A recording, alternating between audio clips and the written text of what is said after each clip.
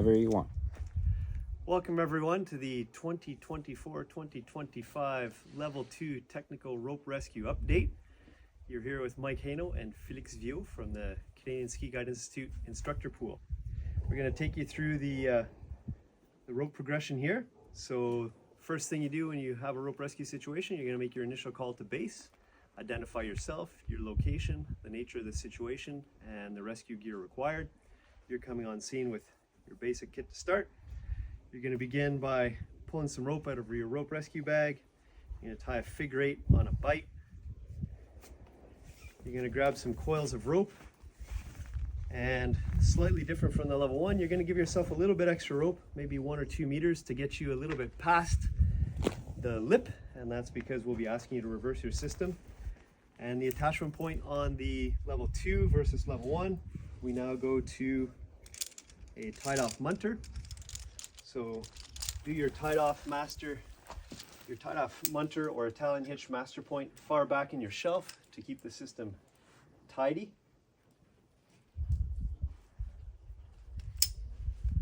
Make sure that you tied off on what will be the load strand or the working strand, which is the part that's in the bag. A little tip or trick for that is put that load strand between your legs so you don't get confused, and tie off using the tail.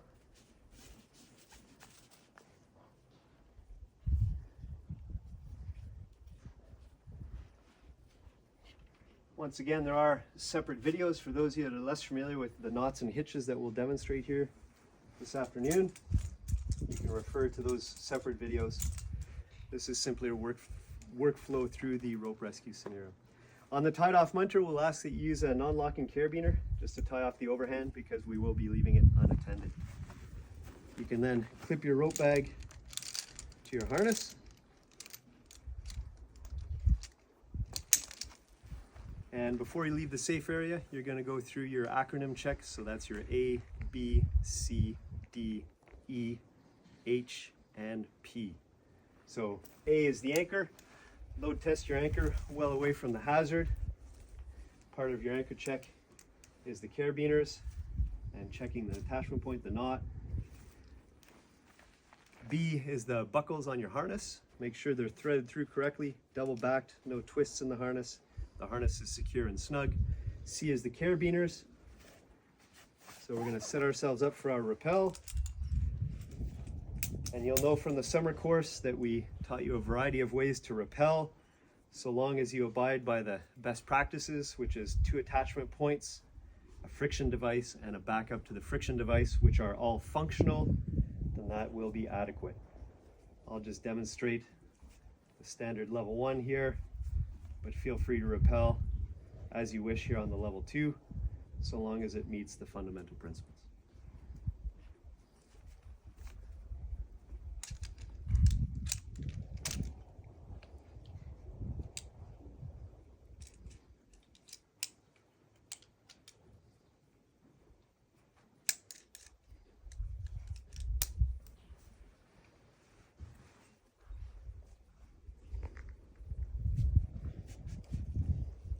And for those of you that have attended courses recently, you'll remember that we've talked about friction device above or below the prusik backup. So once again, so long as you're set up, if the prusik brake is below and it's not being interfered by your friction device and the principles are being abided by, you're welcome to use whatever rappel you like. Now we're set up to rappel, so we're going to do our D check. So that is, or C rather, carabiners, making sure they're locked. D is our device. We've got a threaded through, the munter is threaded through correctly, along with our prusik backup brake. E is the ends of our rope. So we've tied off the ends of our rope here to our rope bag. H is our helmet, and P is our pack. So we have all the necessary gear. Of course, in the winter environment, you'll be asked to probe along until you get to the edge of the lip. So as you're doing that, make sure that you're minding your prusik brake with your index finger and your middle finger. And if at any time you need to take a hand off, set your prusik brake, keep one hand on the brake strand, and you can probe along with your probe and leave the probe in the snow as you work your way closer to the lip. As you get or approach the lip, and you're wanting to potentially take both hands off of the rope, we'll ask that you secure or tie yourself off. So set the pressing brake. You're now very familiar with the tied off munter. This is a full strength backup.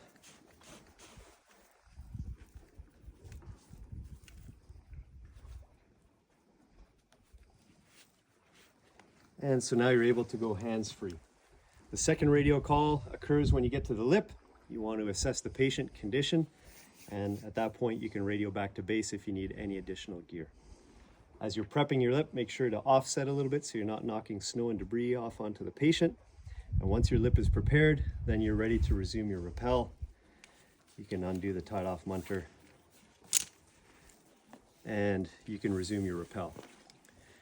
When you get to the bottom, first thing you're going to do, you're going to abide by the principles. You're first going to secure yourself.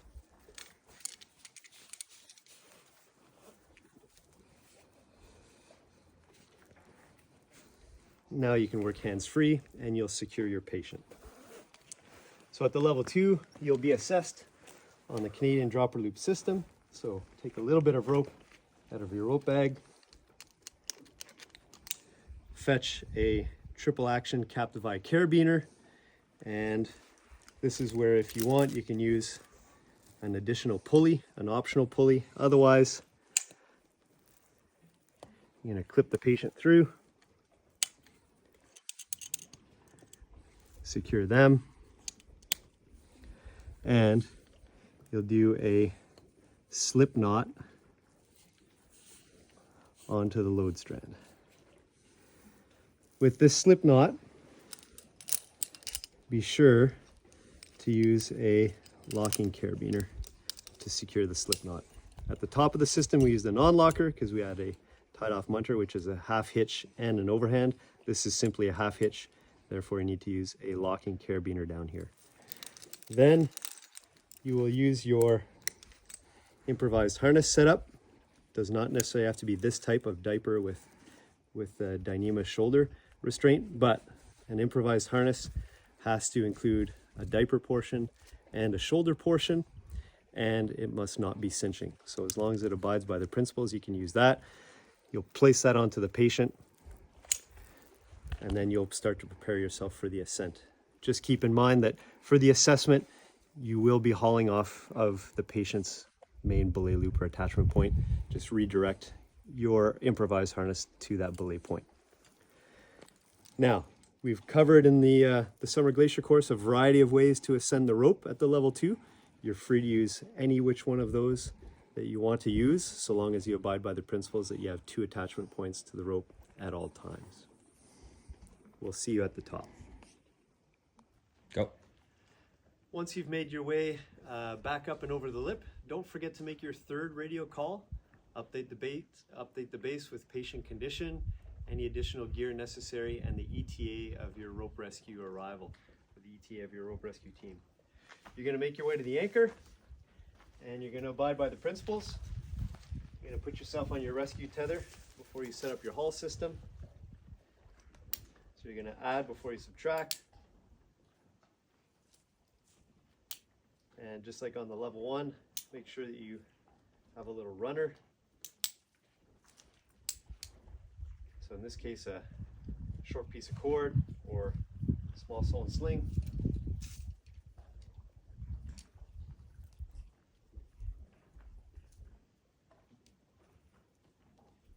And that can go into the same carabiner as the figurehead on the bite.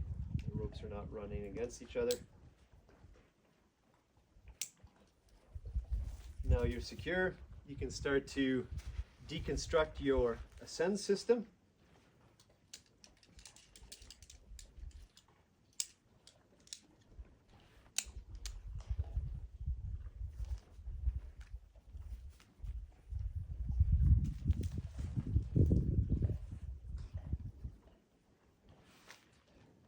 Make sure to manage your gear. It should either go back racked onto your harness or into a pocket so it's not lost in the deep snow.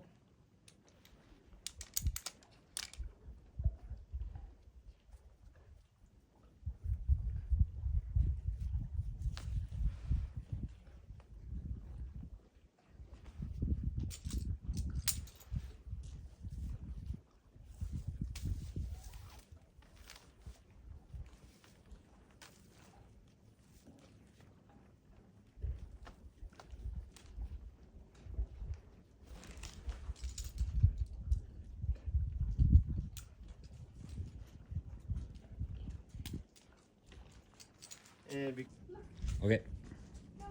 so on the level 2, you'll be assessed on the Canadian dropper loop system. So you've ascended back to the top with your rope. Make sure that you keep the haul strand and the load strand clear in your mind. You're gonna install your first progress capture, which is a short piece of 7mm cord.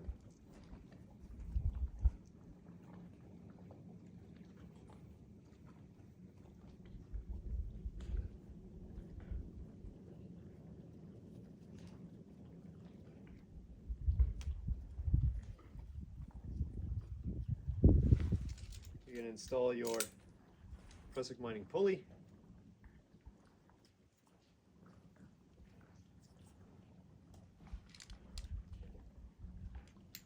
And using the same carabiner, you'll want to lock that into the end node of your shelving.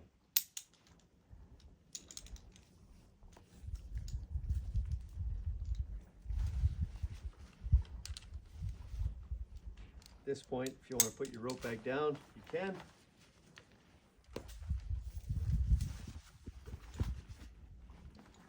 Now we need to back up our system.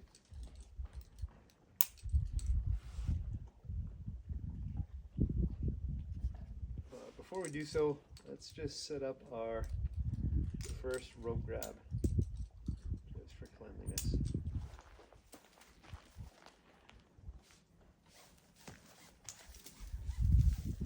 Manage your runner so you don't have a lot of slack between you and the anchor point. Come down towards the edge of the lip. The longer of a throw you can have, the more efficient you're going to be with every reset of your system. So once again, another short piece of cord here to act as a rope grab.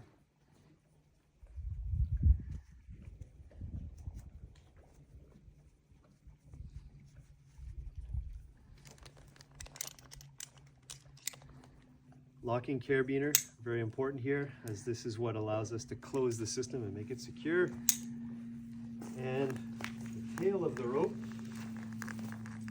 will now install our sewn Beal jammy.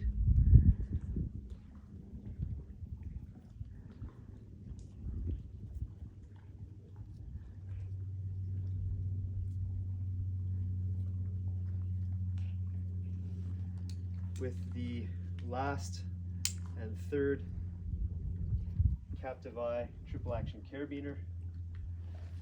Try and place it relatively high in the shelving for tidiness.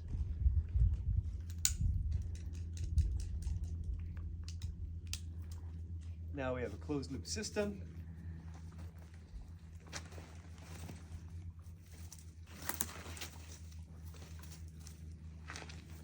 We can then approach the lip and we can instruct our patient that we will be ready to begin hauling shortly, and that they can undo the carabiner on the slip knot. And as we pull tension, the slip knot should pop through.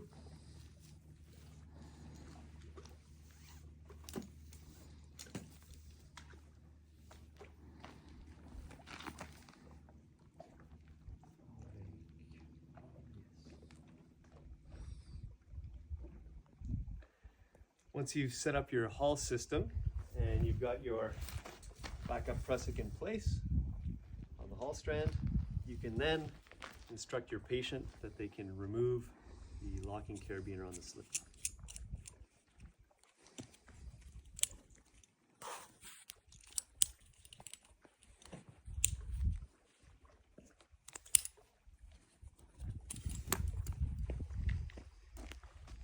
With a slight pull of tension on the haul strand, the slip knot will come undone.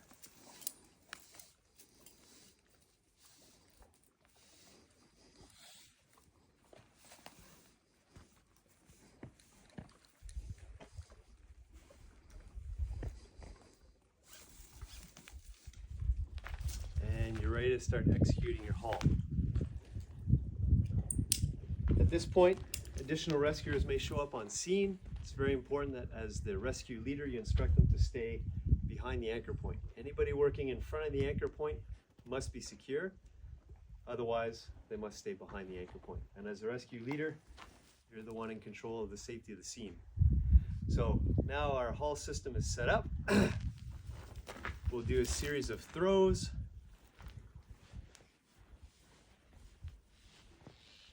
And when it's time to reset the advantage, you'll ask for slack on the hull line, and then you can reset the advantage.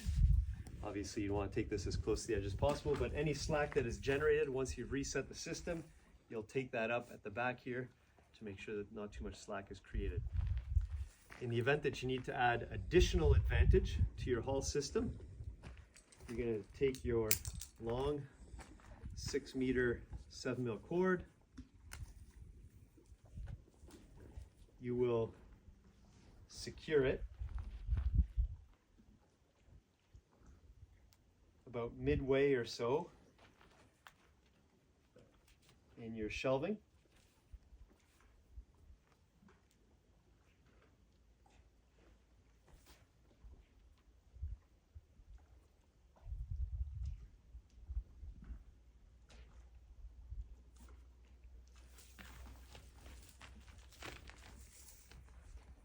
And you'll come to your hull strand, this being the hull strand here.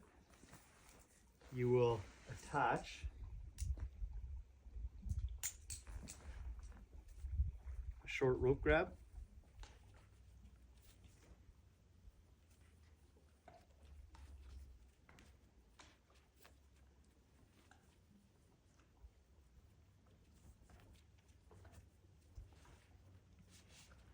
If it happens to be slightly longer like this one, you can always shorten it by introducing an overhand knot. You're going to take your non-locking carabiner, as this is not a lifeline, and you're going to insert your runner, and you have now added the last advantage to your hull system, and you can proceed with your hull. At some point during the rescue, you'll be asked to remove the last advantage.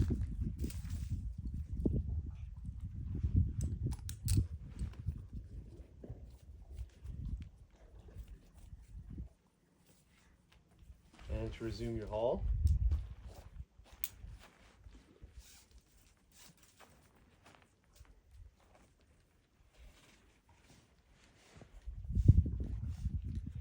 And you will also be asked at some point during your rope rescue system to reverse the system. A fictitious pinch where you've pinched the patient into the lip, or you've needed to reverse the system, at which point you'll go back to the tied off munter, the master attachment point. You will make sure that you're in a secure location. Bring your pressure brake up nice and close. You'll remove the non-locking carabiner. You'll undo the overhand knot. Cinch up on your pressure brake, as this is your backup to the reverse of your system. And let the patient know they may feel a subtle pop. You release the half hitch, and then you'll slowly release the patient, or reverse the patient back down. We'll ask you to reverse the patient a little bit, just to demonstrate that you know how to do the skill, and then you'll be asked to tie off the munter again.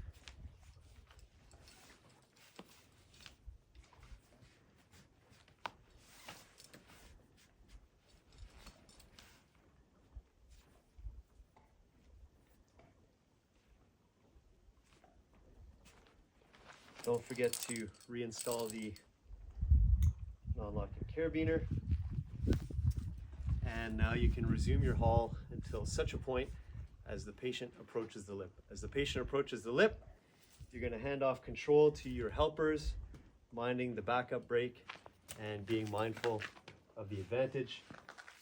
Highly recommend resetting the advantage before you move to the lip. Get as close as you can to the lip. As the patient is approaching, you lend a patient a hand, you help them over the lip, and make sure to instruct your helpers to keep tension in the system until the patient gets to the anchor point. at which point, once the patient's at the anchor point, the rescue will be complete and you can make your fourth and final call notifying base that the patient is secure and the rescue is complete. Congratulations, good luck practicing, and we look forward to seeing you on course.